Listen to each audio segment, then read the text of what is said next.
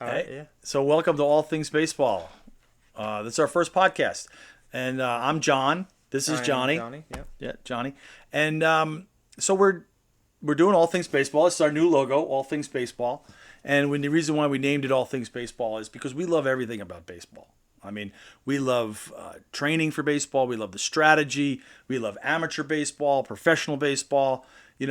We have friends that are umpires, that are coaches, that are professional players, and so we really get Yeah. involved in. We talk about baseball every day. We play the game Pickle on the MLB app, and that's kind of how we get to know players in the game and kind of get ourselves in more knowledge into the game. Just trying to guess the players in that game if you played it before. Yeah, Yeah. So yeah. it's So we been came up fun. with this idea, and we've got a couple dozen topics. The first topic that we're going to start with for All Things Baseball podcast is, which I think is appropriate, the greatest players of all time. Mm-hmm. Okay, and Yep. by position. So we felt like we'll start with that, and that'll kind of create a little bit of a debate. If people who watch this, they could send in their thoughts, and oh, you're crazy on this or that. Yeah. But we felt like let's start with the greatest players of all time, and we did some research, not just on Major League Baseball players. The Negro Leagues from back in the 30s and 40s and 50s had some phenomenal players before integration came in, and so we took some time and even went down to Birmingham at the Negro League, the Southern League, Suddenly, yeah. Mm-hmm. a museum, to get some stats and get some information on some of the greatest players of all time. So we're going to jump right into the Yeah. players by position, and we're going to start with catcher. Yep. Okay, Yeah. so We have a list of some of the players that we thought are, you know, monumental for the game, legends. what was important to you in coming up with the best catcher of all time? I looked at longevity and, you know, consistent progress through their seasons, and not just a short-term player that had good stats, like So not a flash in the yeah, pan. not So yeah, someone who was strong behind the plate for definitely, years. yeah, Okay. All right. Well, they have so many different stats in baseball. right, So we really felt like, you could look at WAR, you could look at batting average, you could look at, on base percentage, but we like batting average and OPS, and home runs. We like power. And then defensively, they had to be. I mean, catchers we can't go with. Like for example, like Mike Piazza is not our greatest catcher of no, all time, and he's the best hitting catcher of all time. for sure, yeah, Right? I mean, his stats were lifetime batting average 308, 427 home runs, 922 yeah, OPS. He kind of dwarfs everybody, except for the guy that we did choose. But the ones that we considered were Yogi Berra, Roy Campanella, Johnny Bench, Pudge Rodriguez, Piazza, and Josh Gibson. yeah. We'll give Joe Mauer and Buster Posey their flowers as great hitting catchers. Um, Posey, I will say, short term, he was a flash of the pan guy. He got his career cut short due to injuries, and I think if he had a longer career, I think he could be on this list. Right. As you know, Joe Mauer, he's getting inducted to the Hall of Fame this year. He was, Oh wow, I forgot about yeah, that. he's definitely Yeah.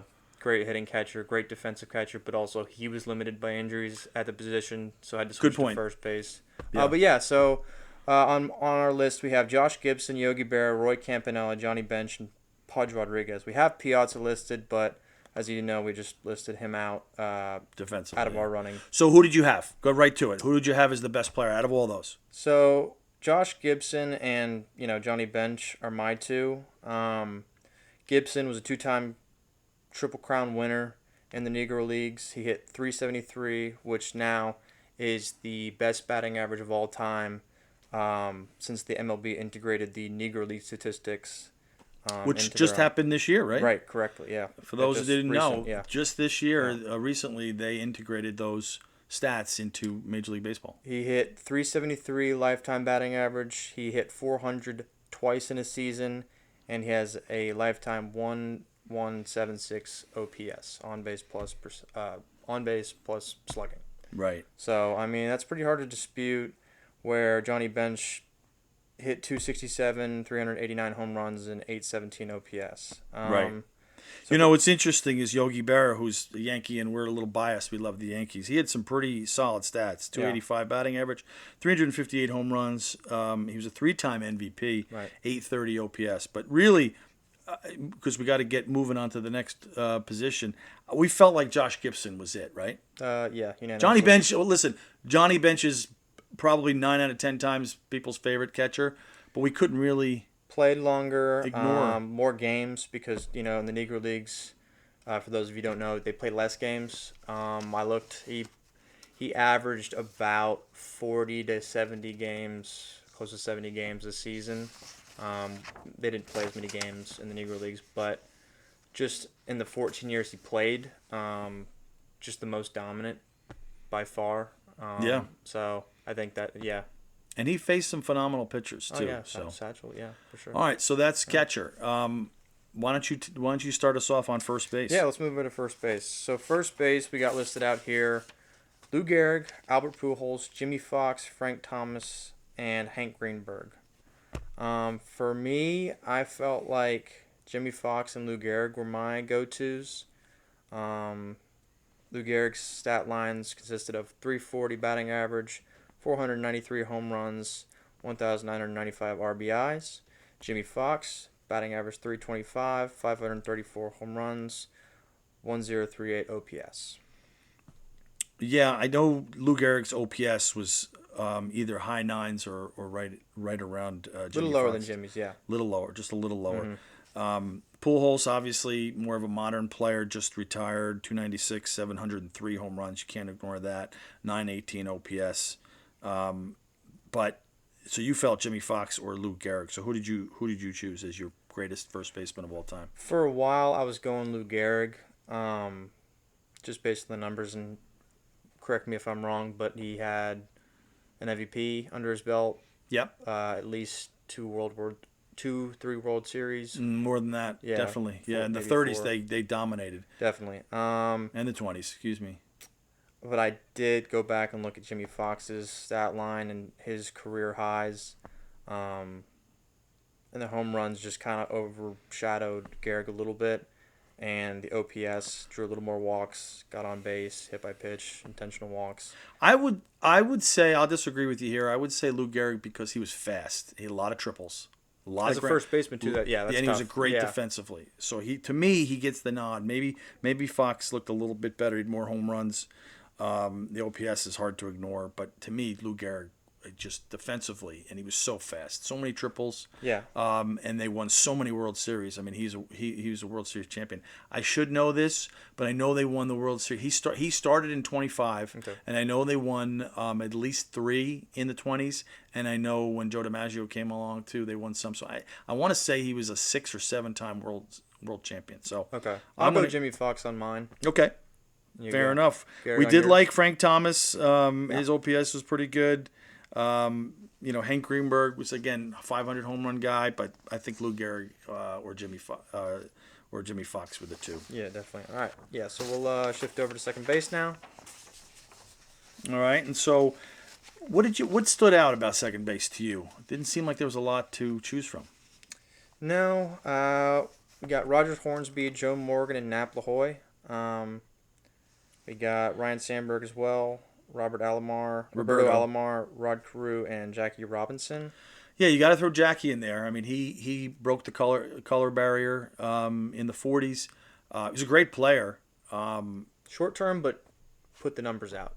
Yeah, no, his numbers were strong, strong. But just if you're talking about the greatest players of all time, you really have to talk character, what they brought to their team, what they meant to their team, and the league. And so Jackie gets a special nod for that, I think. Definitely. Oh, yeah.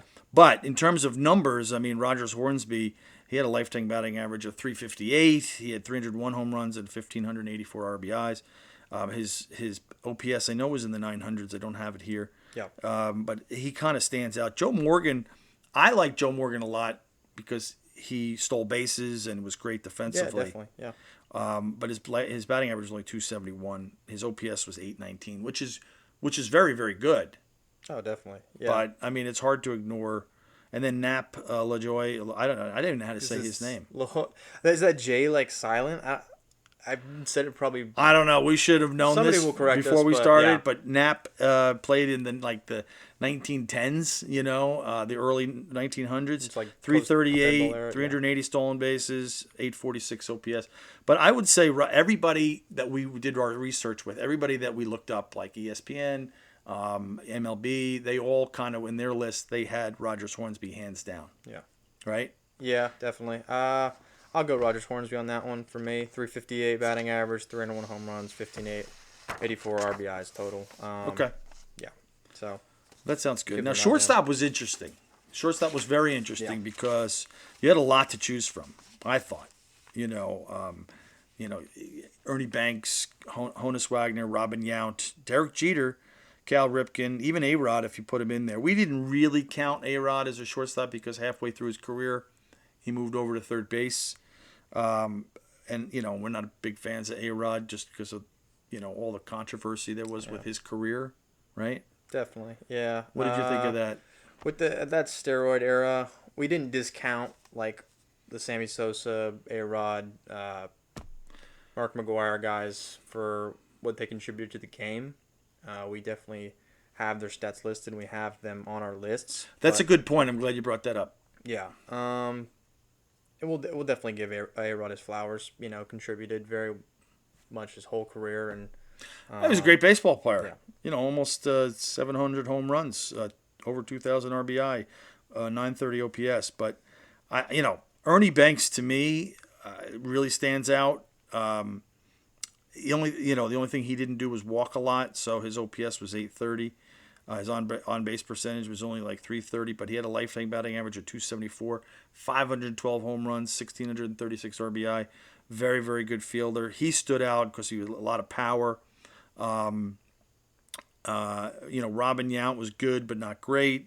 Jeter, obviously we're biased, but he had 817 OPS, 358 stolen bases. He scored 1,923 home runs. Excuse me.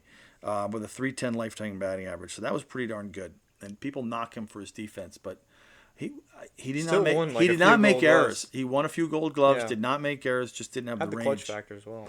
But Honus Wagner, yeah, doesn't have the stolen bases listed here, but it was over 900, I believe. Was it that much? It was high, yeah. Really? Very high. Okay. Honus was that seems like fast, even though it played in the. Well, he played 25 seasons, I think, 24 seasons. Yeah. He was an old man when he stopped. Very old.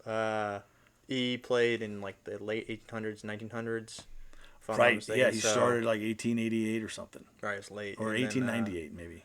Late 1800s, and consistently put up good numbers. Wasn't a power guy. As you can see on the list, we got guys hitting 200 plus home runs, and he just wasn't one of them. He had 101 home runs. But he still drove in runs. He had 1,732 RBIs. Did you ever see any footage of him? Did you ever go back and look at, when we were doing the research, the footage of him playing? I did, yeah. What did you think of that?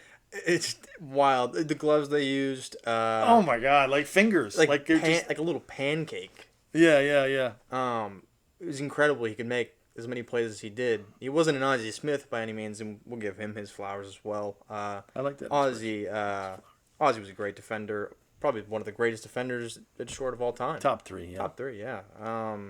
Just couldn't hit. But no, Honus consistently put great numbers out in his 25-year career. It was fast. His mother named him Honus. Honus? No, I have no idea. You're probably another right. name. It's I have no idea. We'll get corrected on, but nobody knows except for Mrs. Wagner. But no, he stood out, and I saw some of that old footage, and he actually he had a great stroke. He had a lifetime batting average of 328, and it was higher for the first 15 years of his career. He hit 400, I think, 2 or 3 times. He had 858 OPS. The longevity you talked about, that's what you liked. Cal Ripken, 276, 431 home runs, 788 OPS. Played a lot of games. A lot of games. Of course, he broke the record for the record. Consecutive games. Yeah.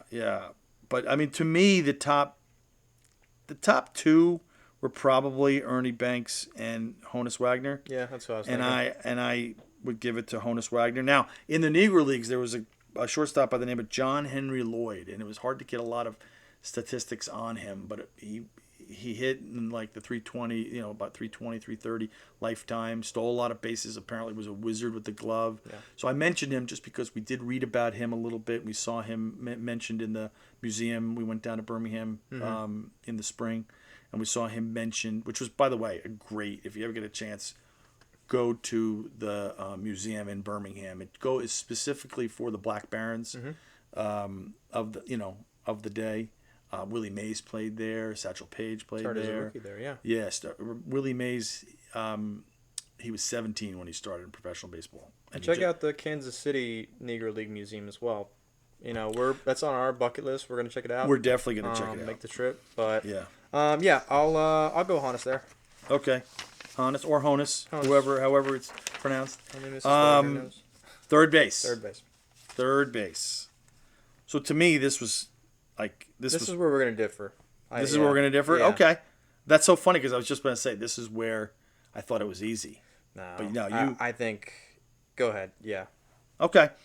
Well, for me, it's Mike Schmidt. So I'm aware the Mike Schmidt, Chipper Jones, Eddie Matthews, George Brett. We looked at Boggs, Beltray, Brooks Robinson, Paul Molitor before he went to DH. But to me, the two that stand out are Mike Schmidt and Chipper Jones. I like George Brett. He didn't hit for enough power. No. His OPS was less than all those guys. Mm-hmm. So I couldn't really give George more than just a look. But I think you're going to go Chipper Jones. I like Mike Schmidt. I know he only hit 267, but his OPS was 908, 548 home runs, and the guy was a Gold Glover. Every year he was. I don't know. I think it was like 8 or 9 he had. For third definitely. base. Jones for me. 303 average, 468 home runs, less than Schmidt in the home run category. 930 OPS, a little higher than Schmidt, and 1,619 runs. He also had sort of that clutch factor that I think Jeter had, and I mean, a gaming mentality nobody else I think had as well from that 90s era and, leading into the thousands. Then you were a little partial to him for a particular reason. Oh, I am a switch hitter, and he was a switch hitter, so maybe I'm a little biased there, but... he's a great player, yeah. And you can't argue with him. I like Mike Schmidt. You like Chipper Jones. There's some good ones on here. Brooks Robinson, a lot of people from the Baltimore area, they swear he's the greatest player of all time. Greatest defensive third base. Probably. Certainly him, Schmidt. There's like 2 or 3 of them. But Brooks Robinson was a wizard over there. Oh, definitely. For sure. And again, wins the World Series. Mike Schmidt didn't win a World Series till Pete Rose came over. So we differed on that one. I go Chipper. Now, you go Chipper. Okay, so this one gets really interesting because left field has maybe, 2 or 3 of the greatest players of all time. Definitely. And so some of these players on the left field list are better players than the players that we've already named, but we have to only come up with one left fielder because we're doing best players by position. Yeah, definitely. There's a plethora of guys that power numbers, hit high averages, drove in a ton of runs, high OPS. So this will be a tough one to choose. I'll let you take the lead on this one. Okay, well, we of course, in any list, you've got, Ted Williams, Barry Bonds, Stan Musial, Ricky Henderson, Manny Ramirez, Carl Yastrzemski. I threw in Pete Rose in there, but he played everywhere. You couldn't really give him a position. He started as a second baseman, went to third, then went to left, then went to first base. Shoeless Joe Jackson, 356 lifetime batting average. He only had 5,000 at bats. Some of these guys had close to 10,000. But he had 940 OPS. But to me, Ricky Henderson obviously looked good, but his average was way too low compared to like Teddy Ballgame. I hate the Red Sox, but Ted Williams, he was average at best in left field, but he hit 344, 521 home runs, 1,839 RBI. And his lifetime OPS was 1.160. That's unreal. Yeah. Right? And then Barry Bonds, again, we did not... Ted missed like, what, 3 years from the war? Yeah, he was in World War II, Yeah. and then he went to the Korean War. I think he Mm-hmm. missed some time. So, but he started in the 30s, 39, and finished in 1960. So he saw a Definitely. lot of, different eras. But so we like Teddy Williams. Barry Bonds, we wouldn't vote for him just because of, again, controversy. He's in there, but it's not like you're going to give him the nod over Ted Williams. Even before the steroid production and that steroid era, I think he still could have been the greatest without it. I think, Close. He'd be in the yeah, top five, top he three. was a two-time MVP before um, they were speculating that he was taking steroids with the Right. Pirates. So I mean, 1.05, 1 OPS, so close to Teddy. 762 home runs. He had over 200 more home runs. 298 lifetime batting average. So I mean, almost 40, well, about 46 points off the average from Teddy. It was a better defender. You definitely could make a case that he was the best left fielder of all time. But I'm just not going to do it. I mean, I'm just not going to do it. Stan yeah, Musial, 331, 475 home runs, 976 OPS. It was great. Manny Ramirez, I couldn't stand him because he was a hot dog, but he had over 500 home runs, 996 OPS. But again, defensively, he was below average. define hot dog. Define hot dog. Define hot dog for the viewers. Just always about him, not a good team player. Everything was played about for him, the and he got Dodgers and the pinched for, Red and he got Sox. and he got bounced from the league twice for steroids, I Steroids, yeah. believe, at least once. Right. But Shoeless Joe to me didn't play long enough. But really, to me, it's Ted Williams. I mean, I don't know how you Yeah. ignore the hitting numbers and baseball. Position players is about hitting. Probably greatest hitter of all time. Probably Yeah. the greatest hitter of all time. Yeah. Right? Hit Yeah. over four. Last person to hit over 400. Right? Yeah. Faced some great pitching back then too. Bob Fellers of the world and those guys. But so who you're Ted Williams too? I'll go Teddy. Yeah. Okay. We'll go on to center field. Center field. Now center field has some great ball Center players field. too. And Put me in, coach. we did again. There was a player in the Negro Leagues that we really liked when we really dug into him. Oscar Charleston, 365 batting average. He only had 3,300 career at bats, 1.064 OPS, 210 stolen bases. Was not a home run hitter, 143 home runs. He played from 1920 to 1941, but 365. He hit 365, and apparently he was just super fast. As was, I think, Cool Papa Bell. Yeah, he's on this list too. 325. He had 4,700 at bats. Apparently, he was, super fast, super great defensively. Those two get, a mention in the Negro Leagues. And all this production in the Negro Leagues came in such a short period of time. If they're playing, Yeah, 68 ball games, 68, 65 ball games a year, and they're pumping out numbers like hitting 365, 1.064 OPS, 210 stolen bases, well, lifetime. But when you accumulate that into a whole season, it's unbelievable. yeah, it is. But we gravitated to the ones that you're probably thinking of if you're listening to this podcast: Willie Mays, Joe DiMaggio, Ken Griffey, Mickey Mantle, Ty Cobb. I mean, those are the ones that Mike kind Trout, yeah. of. Mike Trout is, poor Mike has had a hard time of it lately. But in terms of longevity, which is big for you, Yeah. Willie Mays, 660 home runs, 1909 RBI, peace, 940 OPS, 339 stolen bases, and he was maybe the best center fielder of all time defensively. Oh, definitely. But he also ran the bases really well. It wasn't just the steals. Mm-hmm. Like if you talk to great baseball people from that era, they would say that he took the extra base. He knew when to, push it. Yeah. On offense. But greatest defensive player, and his stats hold up. I mean, he just passed. He has the same birthday, but 10 years older than my father. But May 6th. But he just passed, 93 years old. But Wow. I mean, many say he was the greatest. He only had a 301 lifetime batting average. But again, he played 21, 22 seasons, maybe 22. He came up in 51 and retired after the 73 season.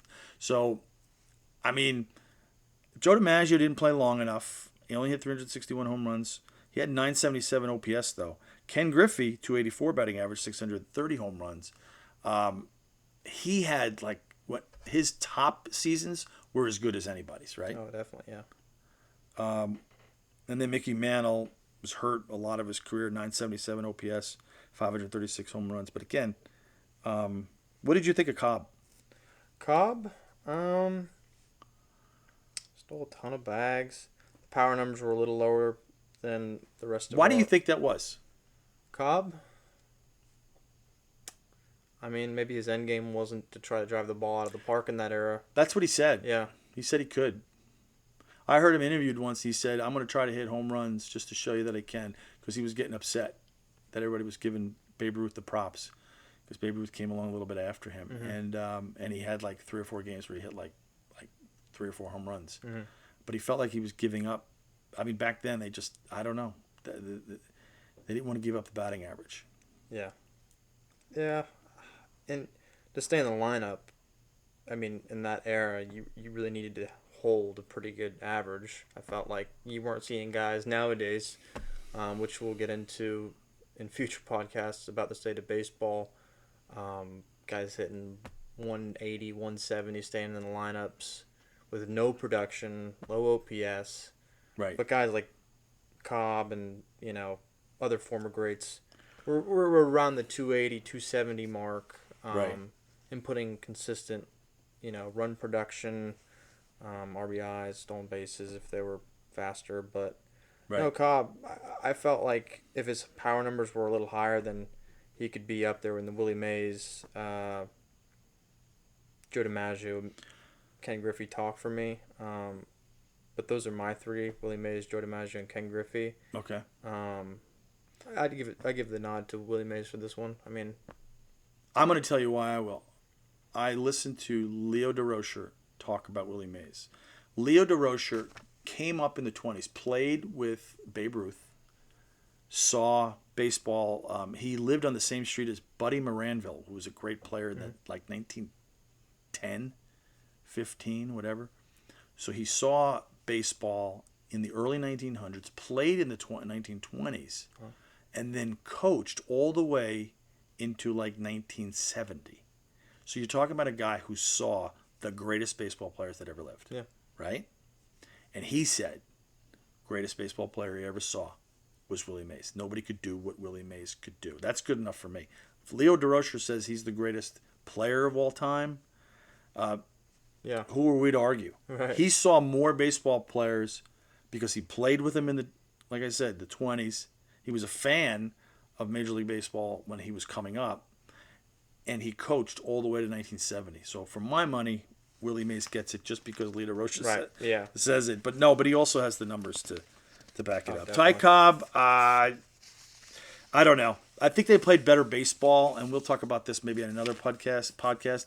But they played the best baseball, in my opinion, in the 50s and 60s. Definitely. Okay, so right field. So right field is, to me, I mean, we went over Babe Ruth, Hank Aaron, Roberto Clemente, Frank Robinson, and they're all phenomenal. Mm-hmm. But it really comes down to Babe Ruth and Hank Aaron, don't you think? Oh, for sure. Yeah. Yeah, who'd you like better? Power numbers, average-wise, pretty similar. Ruth takes the cake on the average talk. He hit 342 lifetime. Hank Aaron hit 305. Aaron takes the cake on the home run talk. He hit 755 home runs. Ruth 714. Ruth takes the cake on OPS. Back to him. 1160 OPS. Aaron 928 OPS. So I mean it's just neck and neck for me, and I'm gonna have to go with Aaron in this one. Really? I think so. Okay. Yeah. As biased as I am with the Yankees, of course, Ruth played with the Red Sox for a little while, but I don't know. I think Aaron's 6,858 total bases we have listed here. That's a huge number. Yeah, that's a huge number. That's one of the reasons why I put it in. Yeah. I can see that. Plus, nobody was a better ambassador for the game than Hank Aaron, maybe Willie Mays, Stan Musial. great ambassador for the game. Babe Ruth was a hero and a legend. I'm going to go Babe Ruth just because he just changed the game. He just changed Oh, the definitely. game. Yeah. And he hit during the dead ball era, and I guess they juiced it up when at some point. But he just did things that nobody could do Yeah. in his era. I just felt like he was maybe seeing less quality pitching. Not a knock to that era of great pitchers. White Ford. Yeah. And the ones we're going to mention in a minute, but Aaron probably did see a little bit better baseball, 40s, 50s, 60s, around that era, right? He didn't play in the 40s, but 50s and 50s 60s and 70s. right. Early Okay. 70s, yeah.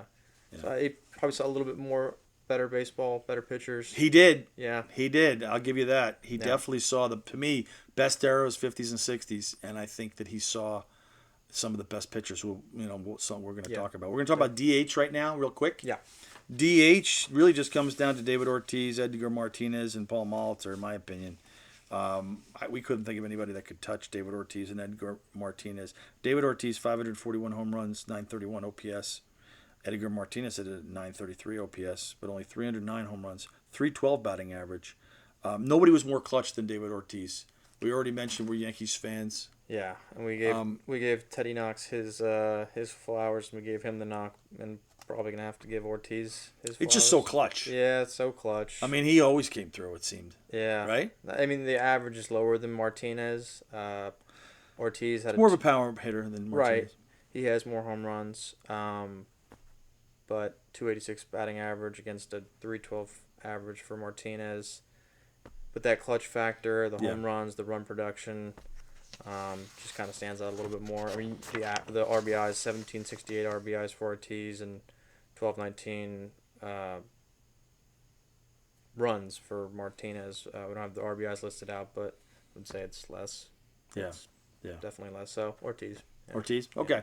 So now we get into starting pitching, and this is where it gets really interesting, I think, because you have pitchers from different eras. Now, you got to remember that pitchers from today, they get a clean baseball every time. Pitchers back in the day, they could pitch with dirty baseballs and with scuffed baseballs. They had multiple pitches too. They had a lot of pitches. Yeah, and so I would say overall the pitching's better today for sure with more fast, the way they train pitchers to throw harder, but some phenomenal pitchers really stood out in the early 1900s, like Christy Mathewson, Walter Johnson, and you had, those two from the early eras. But my favorite era was, like I said, the 50s, the 60s, Tom Seaver in the 60s, Sandy Koufax, Bob Gibson. Bob Feller was more in the 40s. We had Pedro Martinez in there. We had Satchel Paige in there. Greg Maddux, Randy Johnson, Roger Clemens. I mean, these were really the creme de la creme across all the different eras. They dominated in each era, really dominated. Definitely. But so out of that group that I just mentioned, like who stood out to you as just they have to be considered at least top three if you had trouble with the top?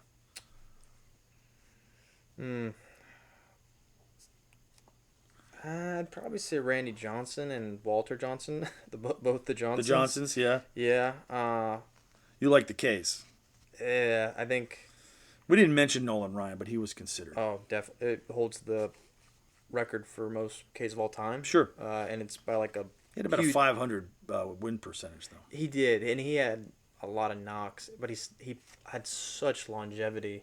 For sure. And I think that's why that that strikeout mark's gonna hold for sure forever. But you still got to win games. You do, yeah, and that's why I didn't say him. We didn't put Cy Young on there because he pitched in the 1800s, and who the heck knew what those stats were? Honestly, I mean, you got to mention them, but to me, like Christy Mathewson, for example, his ERA lifetime was 2.13. He had 373 wins and a 1.05 WHIP. So those were the numbers that we looked at more than anything. Mm-hmm. The wins, the ERA, the WHIP. The WHIP tells a lot. Walks and hits divided by innings pitched, right? So so he gave up 1.05 walker hit for every inning. And that's super low. That's super low for a lifetime. Walter Johnson's was 1.06. Pedro Martinez's was 1.05, just to give you an example. But like for me, Randy Johnson's was 1.17, and he had a 3.29 ERA. And he had 303 wins. So I didn't have him in my top three. Right. And you could compare him more to like the Pedro Martinez because they're around the same era, 90s, 80s, 90s. And, the game had evolved. And the K's were definitely up. So I think, they weren't really looking for, they wanted the guys to win, but these guys were coming in, shoving, and hoping they weren't getting laced for most of their starts. Sure. But, Walter Johnson, Christy Mathewson, they're going in and getting wins and keeping low run production from the other team. So No question. I would say, if just to cut to the chase, if I had to cut it to three players, Sandy Koufax, he didn't have the longevity that you like, but he had a 5-6 year period where he was unhittable. Definitely, yeah. Dominant. So his lifetime, he pitched like 12 years before his arm gave out, but he really started off very poorly. He was a reliever, he was a spot starter, and then all of a sudden he found it. But to me, Sandy Koufax, Satchel Paige, and Walter Johnson just stood out. 417 wins for Walter Johnson, and all those strikeouts. Was just incredible. Yeah. But I would say Satchel Paige. We read a lot on Satchel Paige, right? And he pitched into his 60s in MLB. Holds the record. Holds the record for oldest MLB player and as a rookie and oldest player to play an MLB game. Right. And so the legend of Satchel Paige, if you read any of the stuff on him, is that, he could throw 100 miles an hour. He had, he could make the ball do anything, and he had pinpoint accuracy. So if you could throw 100 miles an hour, they said he was throwing faster than anybody in that era. And Bob Gibson threw hard, and they played against each other. So I would say Satchel Paige. Who did you like? I'll hold on to what I was saying earlier about Walter Johnson. You like the Johnson brothers. The Johnson brothers. Walter Johnson's my guy. Okay. I'll go with him as my top starting pitcher. Yeah. Koufax definitely had those unbeatable years where he was just the best. And I think in a short period of time, it's hard because that was the best era of baseball, in my opinion. Definitely, yeah. Koufax was the best, but if you're looking for like someone over a career, Walter Johnson is. I'm going with Satchel Paige just because everything I read was there was nobody like him. And then now we go relief pitching. To me, it's just Mariano. You could talk Trevor Hoffman, Craig Kimbrell, hometown boy in Huntsville, Lee Smith, Billy Wagner, 5'9", born was a natural righty, broke his arm, fell out of a tree, and taught himself to throw a lefty and threw 100 miles an hour. Threw like a catcher almost, as a lefty catcher, threw like up here. Yeah, but Mariano, 652 saves, WHIP is 1.00. 2.21 ERA. Are we agreeing on that? Yeah, we try not to sound biased with all our Yankee stuff, but we're Yankees fans, and there's nobody better than him. So yeah. So that's it. We just went through all the positions. We went through everything. Sure, there's going to be some people who disagree. The next podcast, we're going to be talking about the state of baseball. Yeah. Right? So what does that mean? Just real quick for the viewers. State of baseball. Or the listeners. We have talked a lot about how the game's evolved over time and where it's gone to. You have the pitch clock implemented now. They're talking about, making umpires like not robots, but a lot of automation. A lot of automation. Replay is a big thing now. Challenge calls, all that stuff. So the next podcast will be the state of baseball and where it's come from. And so subscribe, all that stuff. We're going to put some information about what you can learn more about, Johnny and I. We didn't go over our bio, which is a faux pas on us, but we'll do it next time. So, hey, for John and Johnny, we welcome you to All Things Baseball, and thank you. Yeah, thank you.